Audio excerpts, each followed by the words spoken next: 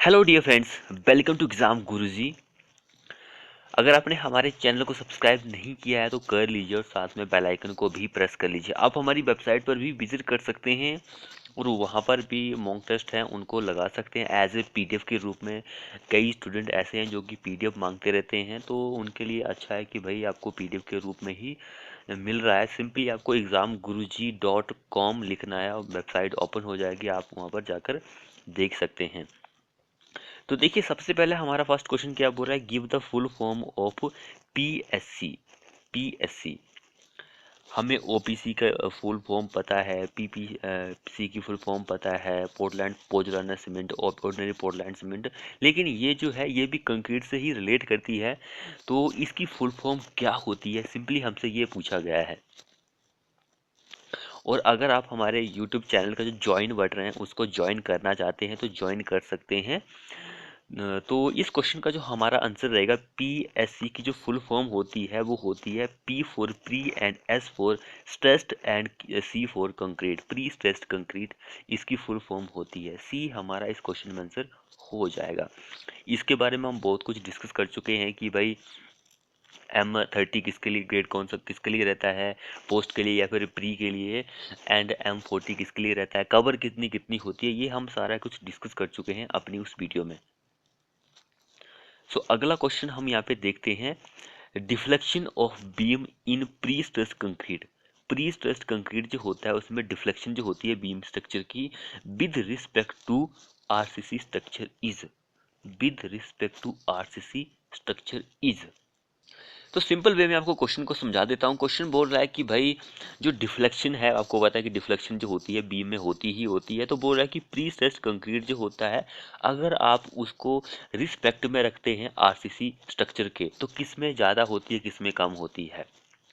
तो ये कम होती है, जो प्री स्ट्रेस होता है इसमें कम होती है as compare to RCC structure, क्योंकि आपको पता है कि डिफ्लेक्शन जो होती है आरसीसी स्ट्रक्चर में बहुत ज़्यादा होती है। जैसे कैंटिलीवर में देखिए, कॉन्टिन्यूस में, सिंपली सपोर्टेड बीम में डिफ्लेक्शन जो होती है ये होती होती, लेकिन प्री स्ट्रेस में कम होती है। ऑप्शन बी हमारा आंसर बन जाएगा इस क्वेश्चन में। उसके बाद देखिए नेक्स्ट क्वेश्चन बोल रहा है, timber lintel strengthened by the provision of mild steel plate at their top and bottom are called। Timber का जो लिंटल होता है उसको हम स्ट्रेंथ दे रहे हैं कैसे, by provision of mild steel plates जो है कहाँ पर प्रोवाइड कर रहे हैं, उसके टॉप एंड बॉटम पर। उसको हम क्या बोलते हैं, कौन सा लिंटल हम उसको बोलेंगे। वेरी इंपॉर्टेंट क्वेश्चन है। फ्लिंट लिंपल लिंटल या फिर ट्रिफ लिंपल लिंटल सॉरी, या फिर मैटिक या फिर लैकर लिंटल लिंटल, कौन सा हम उसको बोलते हैं। वेरी इंपॉर्टेंट क्वेश्चन है ये। तो इस क्वेश्चन में हमारा आंसर फ्लिचर्ड लिंटल हो जाएगा, ऑप्शन ए। उसको हम फ्लिंचर्ड लिंटल बोलते हैं, जिसमें स्टील लिंटल जो होता है उसको हम स्ट्रेंथ प्रोवाइड करते हैं बाय माइल्ड स्टील की प्लेट प्रोवाइड कर बॉटम एंड टॉप पर।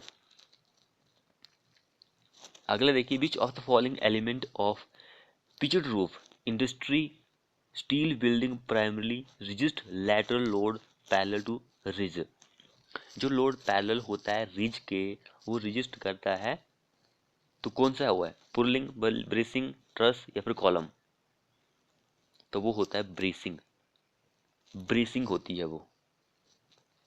तो जो ब्रेसिंग होती है वो लैटरल लोड को सबसे पहले रजिस्ट करती है। ऑप्शन बी हमारा इस क्वेश्चन में आंसर बन जाएगा। अगला क्वेश्चन देखिए यहाँ पर, angle section can be used. Angle section can भी हम यूज कर सकते हैं एज पुर्लिन की तरह when slope of the roof truss is.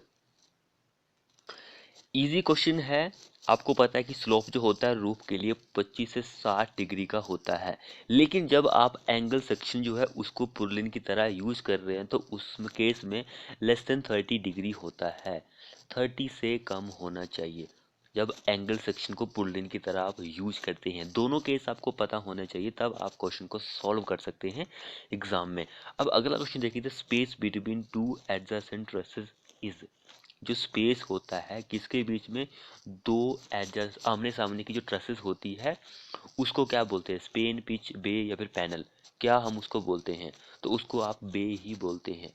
दो ट्रसेस के बीच का जो स्पेसेस होता है आमने सामने सामने वाली, उसको बे बोलते हैं। इंपॉर्टेंट क्वेश्चन है ये। स्पैन के बारे में आपको पता है, पिच के बारे में भी आपको पता होना चाहिए। पिच तो आपको राइज एंड फॉल का जो रेशियो होता है, राइज एंड फॉल। अब अगला क्वेश्चन देखिए, ये क्वेश्चन देखिए कितना इंपॉर्टेंट क्वेश्चन है। क्वेश्चन यहाँ पे बोल रहा है कि कॉलम फुटिंग इज प्रोवाइडेड।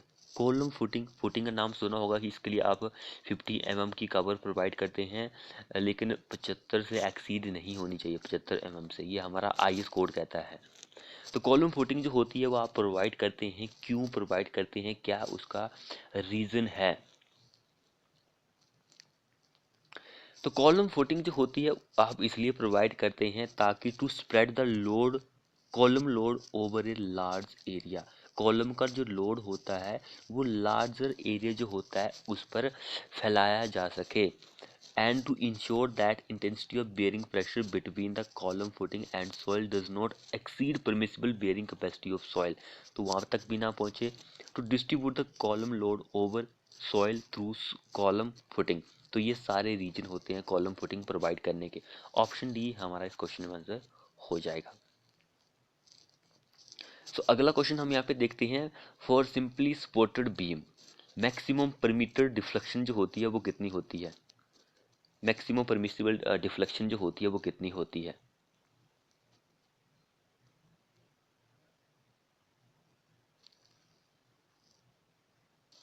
अब यहाँ पे देखिए हमारे पास दो केसेस आते हैं। केस हमारा सेम वही रहेगा, सिंपली स्पॉटर का ही रहेगा, लेकिन यहाँ पे जो डिफ्लेक्शन की वैल्यू होती है वो थोड़ी डिफरेंट डिफरेंट होती है। एक के लिए L/325 होती है, एक के लिए L/250 होती है। केस सिंपली स्पॉटर का ही रहेगा, मैक्सिमम डिफ्लेक्शन रहेगी, लेकिन आपको केस जो होगा एक स्टील स्ट्रक्चर के लिए दे देगा, भाई स्टील स्ट्रक्चर के लिए कितनी होती है। एक आपको दे देगा कि भाई हमारे पास रेनफोर्स कंक्रीट का स्ट्रक्चर है, रेनफोर्स कंक्रीट का स्ट्रक्चर है उस केसेस में। तो यहाँ पर हम देख लेते हैं हमारे पास कौन सा आंसर अवेलेबल है। तो चलो हम इसको ही आंसर मान लेते हैं, ऑप्शन बी हमारा आंसर हो जाएगा। वैसे होगी तो ये वाला, L/325 नहीं दिया गया है एग्जाम में भी। इस जो प्रीवियस ईयर का क्वेश्चन है तो बोर्ड ने भी इसी को आंसर सही माना है। तो आंसर वैसे ऑप्शन में ये वाला था कि L/325, लेकिन मैं थोड़ा सा कंफ्यूज हो गया तो वहाँ पर मैंने ऑप्शन जो है अपनी खुद से ही दे दिया कि भाई 300, 350, 225 एंड 250। तो L/250 जो होती है ये रेनफोर्स कंक्रीट स्ट्रक्चर के लिए होती है, maximum deflection simply supported beam के केसेस में। तो ये चीज़ आपको ध्यान रखनी है कि भाई 325 एंड 250 किसके लिए होती है। L/350 भी होती है, आप कमेंट बॉक्स में कमेंट कर सकते हैं कि किसके लिए होती है ये। उसके बाद नेक्स्ट क्वेश्चन देखिए, द गर्डर हैविंग टू और मोर देन टू वेब्स। एक गर्डर है, गर्डर जिसके पास क्या है, दो या फिर दो से ज़्यादा है, more than two webs are called. उसको आप क्या बोलते हैं, उसको हम क्या बोलते हैं। ये इस क्वेश्चन का आंसर रहेगा बॉक्स गर्डर। बॉक्स गर्डर जो होता है उसका मैं आपको कम्युनिटी सेक्शन में एक इमेज जो है उसको प्रोवाइड कर दूंगा, तो आप देख सकते हैं कि भाई उसके पास दो से ज़्यादा गर्डर जो वेब होते हैं वो कहाँ पर होते हैं, कैसे दिखते हैं, वो किस तरह का दिखता है। तो वो मैं कम्युनिटी सेक्शन में प्रोवाइड कर दूंगा, आप ज़रूर से विजिट किया करो। अगला देखिए, which of the following is not a mode of failure in tension member. Tension member जो होता है उसमें एक फेलियर का मोड नहीं है, वो हमें बताना है कि कौन सा नहीं है भाई। तो वो टेंशन मेंबर में लोकल बकलिंग जो होता है ये केस नहीं होता है मोड ऑफ फेलियर। बाकी तीनों होते हैं, ये आप याद रखिए, तीनों होते हैं टेंशन मेंबर के लिए, लेकिन लोकल बकलिंग जो होती है ये नहीं होती है। तो इसको आप याद कर लीजिए कि भाई लोकल बकलिंग जो होती है वो किस केसेस में होती है, टेंशन बकलिंग किस केसेस में होती है। ये दोनों चीज़ें आपको पता होनी चाहिए। अगला क्वेश्चन देखिए, the design of A structure is, design of structure is,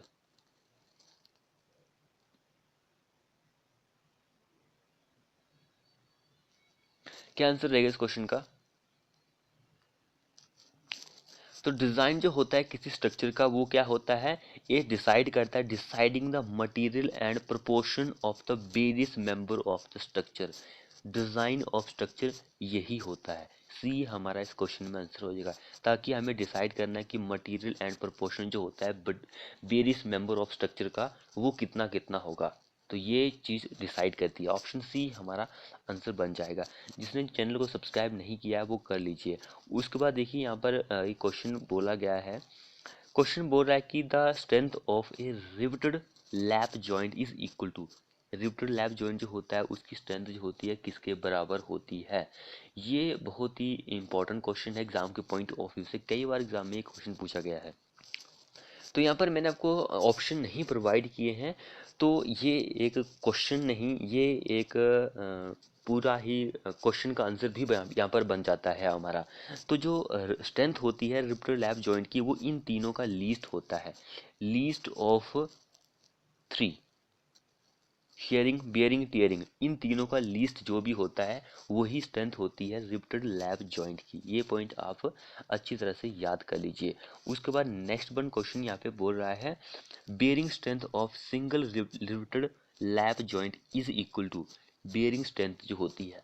अब भाई एग्जाम में इनको लेकर एक न्यूमेरिकल भी पूछे जाते हैं कि भाई जो बेयरिंग स्ट्रेंथ होती है वो किसके बराबर होती है, शेयरिंग किसके बराबर होती है, टीयरिंग किसके बराबर होती है। तो ये चीज़ इंपॉर्टेंट हो जाती है एग्जाम के पॉइंट ऑफ व्यू से। सो अगर हम बेयरिंग स्ट्रेंथ की बात करेंगे तो ये क्या होती है, तो बेयरिंग स्ट्रेंथ की अगर हम बात करें इसको पी वी से आप डिनोट करते हैं। ये होती है D into T into F B, इसके बराबर होती है। तो यहाँ पर थोड़ा सा फॉर्मूला मिस्टेक है, ऑप्शन ए हमारा आंसर रहेगा, एफ बी भी होता है छोटा सा। तो ये आप याद रखिए कि बेयरिंग स्ट्रेंथ जो होती है इसका फॉर्मूला ये होता है, क्योंकि एग्ज़ाम में फॉर्मूले इंपॉर्टेंट होते हैं एग्ज़ाम के पॉइंट ऑफ व्यू से। अगर न्यूमेरिकल आ जाए तो आप कैसे सॉल्व करेंगे उस न्यूमेरिकल को। अगला देखिए, which of the following is a type of bolt, type of bolt कौन सा है। भाई सारे ही ये बोल्ट है, ये सभी तरह के जितने भी हैं ये बोल्ट ही दिए गए हैं, बाकी कोई कुछ और नहीं है ये। अब अगला क्वेश्चन देखिए यहाँ पर, क्वेश्चन बोल रहा है एज पर हमारे इस आइस कोड के अकॉर्डिंग, इस आइस कोड को आप याद रखिए, वाटर रिक्वायर्ड पर head per day for average domestic purpose के लिए वो कितना होता है। एवरेज डोमेस्टिक पर्पज के लिए सिंपल इजी क्वेश्चन 135 लीटर एक व्यक्ति के लिए होता है एक दिन के हिसाब से। उसके बाद देखिए पॉपुलेशन ग्रोथ कर्व जो होता है वो कैसा होता है, सर्कुलर, पैराबोलिक, एस शेप का, स्ट्रेट लाइन, कैसा होता है। तो पॉपुलेशन ग्रोथ कर्व जो होता है वो हमेशा एस शेप का होता है, एस शेप का कर्व होता है। ये पॉपुलेशन ग्रोथ रेट जो होता है हमेशा एक जैसी नहीं रहती है, ये आगे पीछे घटती बढ़ती रहती है। ये भी आप याद रखिए, सभी को पता है, इजी क्वेश्चन है, कोई भी इसको सॉल्व कर सकता है। उसके बाद अगला क्वेश्चन देखिए यहाँ पे, बी कोली और E coli are harmless organism but their presence in water indicate the, ये हानिकारक नहीं है भाई ये दो बैक्टीरिया जो है, बट बोल रहा है कि अगर ये पानी में होंगे तो ये क्या दर्शाते हैं, क्या दर्शाते हैं ये, कितने अच्छा क्वेश्चन है ये। तो ये दर्शाते हैं कि presence of pathogenic bacteria, pathogenic bacteria जो होते हैं वो पानी में नहीं होने चाहिए, नील होने चाहिए। अगर ये आपके पानी में उपस्थित है तो ये दर्शाते हैं कि भाई पैथोजेनिक बैक्टीरिया जो है वो भी पानी में उपस्थित हैं। तो ये चीज़ बहुत ही इंपॉर्टेंट है। देखिए ये क्वेश्चन आई थिंक हमने पहले डिस्कस नहीं किया था, पहली बार हमारे चैनल पर ये डिस्कस हो रहा है, तो बहुत ही इंपॉर्टेंट अच्छा क्वेश्चन है, तो आपको इसके बारे में भी पता होना चाहिए। उसके बाद अगला क्वेश्चन देखिए, the water formation that are impermeable and contain water but are not capable for transmitting a significant quantity are called, उसको हम क्या बोलते हैं।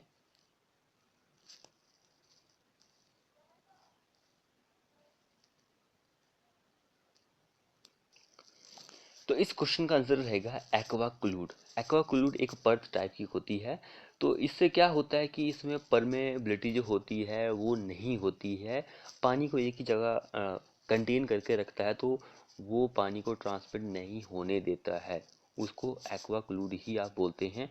उसके बाद नेक्स्ट वन क्वेश्चन देखिए, dash is the geological formation that does not yield water freely to well due to its lesser permeability. इस question का आंसर एक्वाटार्ड रहेगा। एक्वाटार्ड और थोड़े थोड़े ये दोनों जो है ये सेम ही है, थोड़ा थोड़ा। ऑप्शन डी हमारा इस क्वेश्चन में आंसर हो जाएगा। उसके बाद अगला ऑप्शन देखिए, soft water should have hardness. Soft water जो होता है उसके पास हार्डनेस होती है, तो कितनी होती है? सॉफ्ट वाटर जो होता है उसकी हार्डनेस 60 से 60, ये सारी वैल्यू जितनी भी है mg पर लीटर में है, इससे कम होती है सॉफ्ट जो होता है। उसके बाद आता है मीडियम हार्ड आता है। मीडियम हार्ड की अगर हम बात करेंगे तो उसके लिए 60 से 120 होती है। फिर उसके बाद कठोर हार्ड बहुत ही कठोर आता है, यानी कि हार्ड ही आता है, तो उसके लिए 120 से 180 होती है। जो बहुत ही ज़्यादा हार्ड होता है उसके लिए 180 से ज़्यादा होती है। तो ये 4 पॉइंट बनते हैं आपके। इन पॉइंट को भी आप याद कर सकते हैं क्योंकि इसको लेकर भी एग्जाम में क्वेश्चन बन सकता है। अगला क्वेश्चन देखिए, the process of separating impurities. एक प्रोसेस है जिसमें आप इम्प्यूरिटीज जो है उसको सेपरेट कर रहे हैं, किससे? फ्रॉम सस्पेंडिंग फ्लूइड से। बाय किसके द्वारा? Action of natural forces alone. सिर्फ नेचुरल फोर्सेस के द्वारा ही इम्प्यूरिटीज को आप सेपरेट कर रहे हैं, किससे? सस्पेंडिंग फ्लूइड से। उसको आप क्या कहते हैं? उसको हम कहते हैं प्लेन सेडिमेंटेशन। प्लेन सेडिमेंटेशन हम उसको बोलते हैं। सी हमारा इस क्वेश्चन में आंसर बन जाएगा। ये बहुत ही इंपॉर्टेंट क्वेश्चन है। उसके बाद अगला क्वेश्चन देखिए, the most common coagulant used for treating water is. Most common coagulant. अगर आप हमारे ज्वाइन बटन को ज्वाइन करते हैं तो वहाँ पर मैंने ये वाला पोस्ट किया हुआ है कि भाई जो मोस्ट कॉमन कोगुलेंट है वो कौन सा है, और फ्लोक्वेंट कौन सा है, और कितने टाइप के होते हैं। तो ये चीज़ आपको पता होनी जरूरी है। ज्वाइन बटन को ज्वाइन कर सकते हैं क्योंकि वहाँ पर भी थोड़े बहुत पोस्ट आपको देखने को मिल सकते हैं, तो वो भी आपके लिए इम्पोर्टेंट हो सकते हैं। तो इस क्वेश्चन में हमारा आंसर एल्यूमिनियम सल्फेट हो जाएगा। बिल्कुल करेक्ट आंसर रहेगा ये वाला। अगर किसी ने आप हमारे चैनल को सब्सक्राइब नहीं किया है तो कर लीजिए भाई, फटाफट से। कुछ नहीं जा रहा है, चैनल को फ्री है सब्सक्रिप्शन। अगर ज्वाइन बटन को ज्वाइन करना चाहते हैं तो वो आपको थोड़ा बहुत कॉस्टली पड़ सकता है, वैसे आप रिचार्ज भी करवाते हैं, कर सकते हैं 2-3 हज़ार। अगर हमारे स्टूडेंट जितने भी हैं हमें अगर 299 या फिर 599 799 पे कुछ पे कर देते हैं एक बार में, तो अच्छा रहेगा हमारी चैनल के ग्रोथ के लिए। हाँ, अगर करना चाहते हैं तो कर सकते हैं, वरना कोई मैं फोर्स नहीं कर रहा हूँ कि भाई आप करिए ही करिए। तो यहाँ पर नेक्स्ट वन क्वेश्चन देखिए, in slow sand filter. Slow sand filter जो होता है, रेट ऑफ, यहाँ पे सॉरी बीच में थोड़ा सा ऑफ फिल्ट्रेशन भी आना था। रेट ऑफ फिल्ट्रेशन जो होता है क्या होता है? वेरी इंपॉर्टेंट क्वेश्चन है ये। सो अगर आप स्लो सैंड फिल्टर की बात करेंगे तो उस केसेस में हमारा 100 से 200 लीटर पर आवर पर स्क्वायर मीटर होता है। ऑप्शन ए हमारा इस क्वेश्चन में आंसर हो जाएगा। ये पॉइंट आप याद रखिए, तो ये इम्पोर्टेंट है। अगर आप रैपिड सैंड फिल्टर की बात करेंगे तो उस केसेस में 200 से 600 होता है। 200 से 600 होता है, तो ये आप याद रखिए, 200 से 600 होता है। कई जगह आपको क्या मिलेगा कि भाई अ, ये 200 की जगह 2000 भी देखने को मिलेगा एंड 6000 भी देखने को मिलेगा।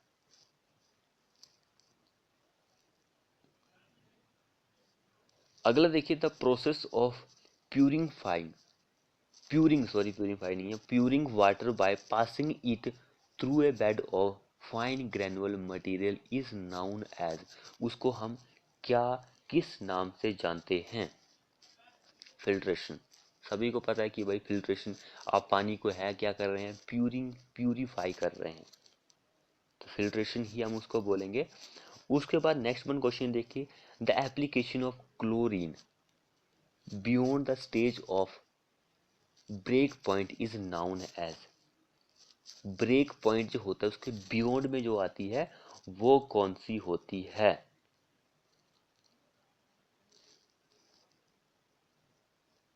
उसको हम बोलते हैं सुपर क्लोरिनेशन। सुपर क्लोरिनेशन इस क्वेश्चन का आंसर हो जाएगा। अगला क्वेश्चन देखिए, eutrophication of lakes is due to.